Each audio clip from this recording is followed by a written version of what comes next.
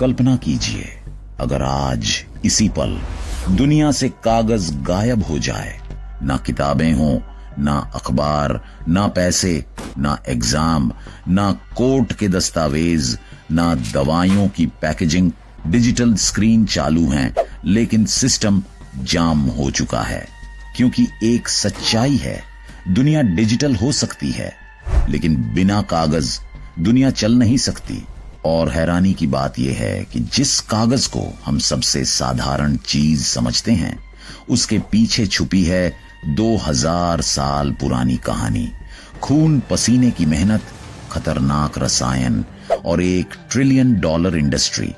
आज हम कागज को देखेंगे जैसा आपने पहले कभी नहीं देखा। कागज के आने से पहले दुनिया में ज्ञान था, लेकिन वह हल्का नहीं था, सस्ता नहीं था, और सबसे बड़ी बात, वह सबके लिए नहीं था।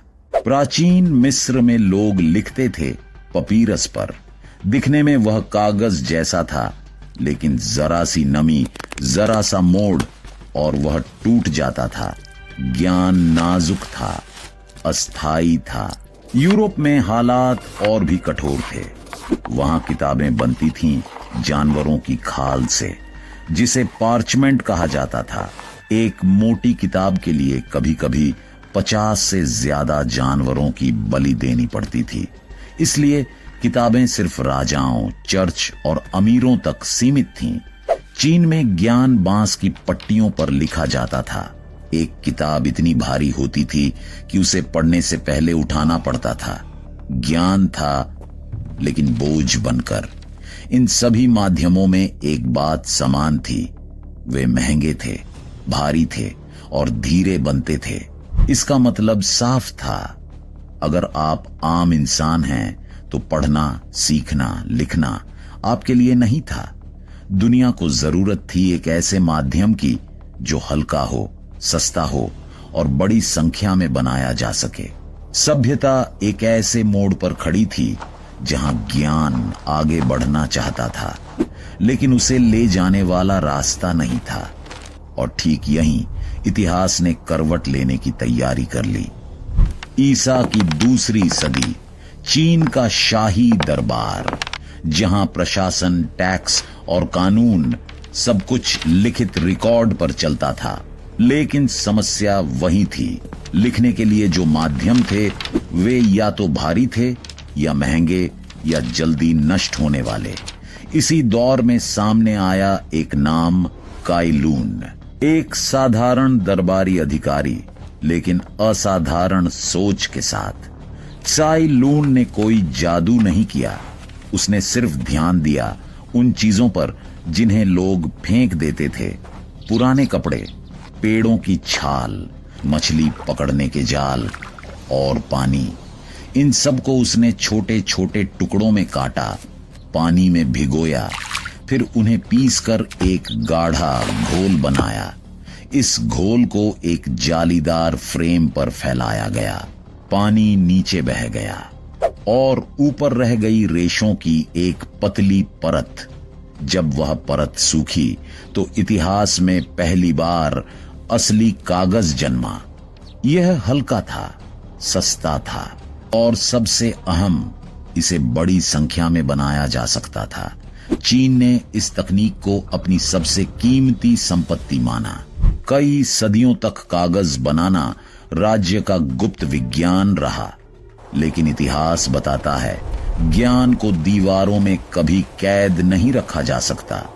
कागज की यह कहानी अब चीन की सीमाओं से बाहर निकलने वाली थी। चीन ने कागज का रहस्य छुपाने की पूरी कोशिश की। यह तकनीक सिर्फ ज्ञान नहीं थी, यह राजनीतिक ताकत थी। लेकिन इतिहास में एक नियम है, व्यापार के रास्ते रहस्यों को भी साथ ले जाते हैं। सिल्क रूट के जरिए चीनी व्यापारी, भिक्षु और कैदी पश्चिम की ओर बढ़े और उन्हीं में से कुछ लोग कागज बनाने की कला अपने साथ ले गए। 8वीं सदी में अरब दुनिया ने कागज को अपनाया। बगदाद में पहली बार कागज की फैक्ट्रियां लगीं। यहां कागज सिर्फ लिखा नहीं गया, यह गिना गया, संग्रहित किया गया और प्रशासन का आधार बना। फिर कागज पहुंचा स्पेन और स्पेन से पूरे यूरोप में फैल गया। लेकिन असली विस्फोट हुआ 15वीं सदी में, जब जोहान्स गुटेनबर्ग ने प्रिंटिंग प्रेस बनाई। अब ज्ञान हाथ से लिखा नहीं जा रहा था, वह छापा जा रहा था। कागज अब सिर्फ लिखने का माध्यम नहीं था, वह बन चुका था शिक्षा की नींव, राज्य की स्मृति और सभ्यता की आवाज। लेकिन जैसे जैसे दुनिया बढ़ने लगी, एक नई समस्या जन्म लेने वाली थी। जैसे जैसे किताबें छपने लगीं, स्कूल खुले, अखबार फैले और सरकारों का कागजी काम बढ़ा, दुनिया ने एक सच्चाई को महसूस किया। कागज की मांग तेजी से बढ़ रही थी, लेकिन उसका स्रोत वही पुराना था, पेड़। शुरुआत में कागज सीधे कपड़े और पौधों के रेशों से बनता था, लेकिन इतनी बड़ी मांग इन सीमित स्रोतों से पूरी होना नामुमकिन थी। 19वीं सदी आते आते यूरोप और अमेरिका में जंगल तेजी से कटने लगे। पूरा का पूरा उद्योग पेड़ों पर निर्भर हो चुका था। यहीं से जन्म हुआ एक नए विचार का, वुड पल्प। वैज्ञानिकों ने समझा कि लकड़ी का सबसे अहम हिस्सा है उसके भीतर मौजूद सेल्यूलोज फाइबर। अगर इस रेशे को अलग कर लिया जाए तो कागज बनाया जा सकता है। लेकिन समस्या यह थी, लकड़ी सिर्फ रेशा नहीं है, उसमें होता है लाइग्निन, जो उसे सख्त, गहरा और मजबूत बनाता है। अगर लाइग्निन हटाया ना जाए तो कागज पीला, भंगुर और जल्दी टूटने वाला बनता है। इसलिए इंसान ने प्रकृति के साथ पहली बड़ी छेड़छाड़ की। लकड़ी को रसायनों में पकाया जाने लगा, रेशों को अलग किया गया और कागज को फैक्ट्री की मशीनों में ढाला गया। यहीं से कागज एक कला नहीं बल्कि उद्योग बन गया। एक ऐसा उद्योग जो दुनिया को पढ़ना सिखा रहा था, लेकिन उसकी कीमत प्रकृति चुका रही थी। कागज की फैक्ट्री बाहर से शांत दिखती है, लेकिन अंदर यह रसायनों और मशीनों का युद्ध क्षेत्र होती है। लकड़ी के बड़े बड़े लट्ठे सबसे पहले मशीनों में डाले जाते हैं, उन्हें छीला जाता है, काटा जाता है और फिर भेजा जाता है पल्पिंग प्रोसेस में। यह लकड़ी को पकाया जाता है तेज रसायनों के साथ, सोडियम हाइड्रोक्साइड, सोडियम सल्फाइड और कभी कभी क्लोरीन आधारित यौगिक। इनका मकसद सिर्फ एक है, लकड़ी से लाइनिंग को हटाना। जैसे ही लाइनिंग टूटता है, सेल्यूलोज फाइबर आजाद हो जाते हैं। यही रेशे कागज की आत्मा होते हैं। लेकिन इसकी एक कीमत है। जब लकड़ी पकती है तो निकलता है काला बदबूदार तरल, जिसे ब्लैक लीकर कहा जाता है। अगर इसे सही तरीके से ट्रीट न किया जाए तो यह नदियों में झर बनकर उतरता है। ब्लीचिंग के दौरान कागज को सफेद बनाने के लिए क्लोरीन और दूसरे ऑक्सीडाइजर इस्तेमाल होते हैं, जो पानी और हवा दोनों को नुकसान पहुंचाते हैं। यही वजह है कि कागज की इंडस्ट्री दुनिया की सबसे ज्यादा वाटर कंज्यूमिंग और पॉल्यूटिंग इंडस्ट्रीज में गिनी जाती है।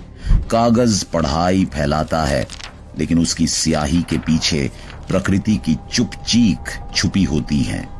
पेपर रिसाइकल करो, पेड़ बचाओ। यह वाक्य हमने बचपन से सुना है, ये सही भी लगता है, लेकिन पूरी सच्चाई इतनी सरल नहीं है। जब कोई पुराना कागज रिसाइकलिंग प्लांट में पहुंचता है तो सबसे पहले उसे पानी में घोला जाता है, स्याही हटाई जाती है, गंदगी छानी जाती है और बचते हैं सेल्यूलोज फाइबर। लेकिन यहीं पर एक वैज्ञानिक सच्चाई सामने आती है। हर बार रिसाइकलिंग के दौरान ये फाइबर्स छोटे और कमजोर होते जाते हैं, वे टूटते हैं, अपनी पकड़ खो देते हैं। इसीलिए एक कागज को अधिकतम 5 से 7 बार ही रिसाइकल किया जा सकता है। इसके बाद वह कागज इतना कमजोर हो जाता है कि उससे नया कागज बन ही नहीं सकता। यही वजह है कि हर रिसाइकल्ड कागज में फ्रेश पल्प मिलाना पड़ता है, मतलब नए पेड़ अब भी कटते हैं और रिसाइकलिंग भी पूरी तरह हरा नहीं है। इस प्रक्रिया में बहुत सारा पानी लगता है, ऊर्जा खर्च होती है और रसायन इस्तेमाल होते हैं स्याही हटाने के लिए। तो रिसाइकलिंग समाधान है लेकिन पूरा नहीं। यह कागज की दुनिया में सिर्फ नुकसान को धीमा करता है, खत्म नहीं। और यहीं से एक और बड़ा सवाल उठता है, अगर दुनिया डिजिटल हो रही है तो फिर कागज की मांग खत्म क्यों नहीं हो रही? हम एक ऐसी दुनिया में जी रहे हैं जहां सब कुछ डिजिटल लगता है। मोबाइल, लैपटॉप, क्लाउड, एआई, हर जगह स्क्रीन। तो सवाल उठता है, अगर सब डिजिटल है तो कागज की जरूरत खत्म क्यों नहीं हो रही? सच्चाई यह है कि डिजिटल दुनिया जितनी तेज बढ़ रही है, कागज की मांग उतनी ही चुपचाप बढ़ रही है। ऑनलाइन शॉपिंग को ही देखिए, हर ऑर्डर के साथ आता है कार्टन, पैकेजिंग, बिल, लेबल।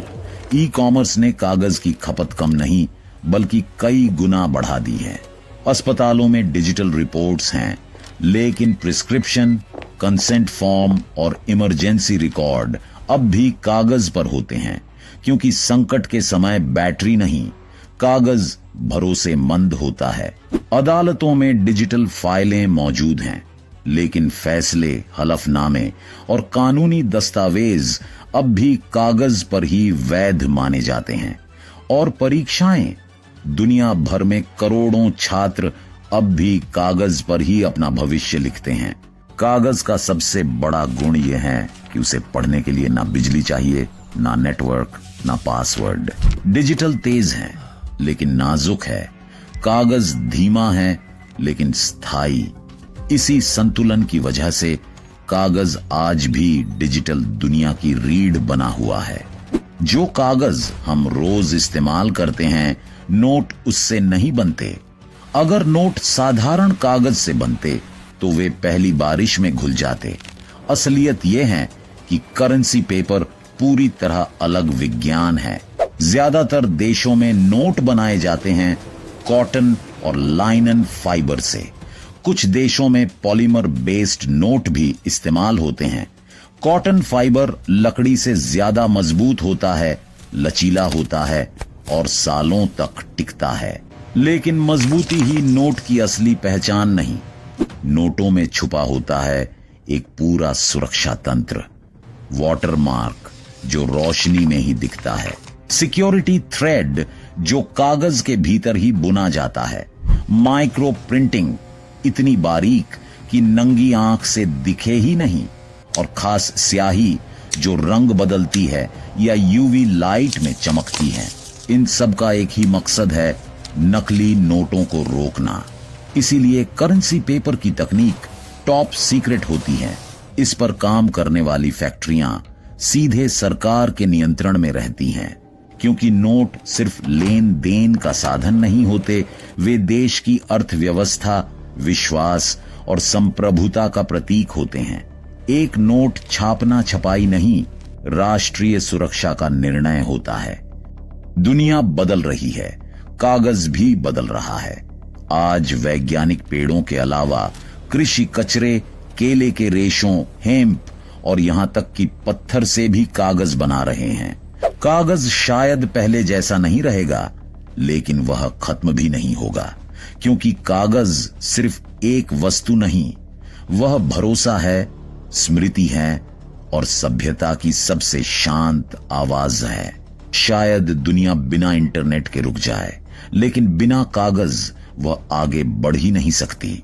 अगर आपको आज एहसास हुआ कि आपके हाथ में पकड़ा कागज कितनी बड़ी कहानी छुपाए है, तो वीडियो को लाइक करें, इसे शेयर करें, क्योंकि ज्ञान बांटने से बढ़ता है। और ऐसे ही छुपे हुए सच, सामान्य चीजों के असाधारण रहस्य जानने के लिए चैनल को सब्सक्राइब जरूर करें। मिलते हैं अगले वीडियो में। धन्यवाद।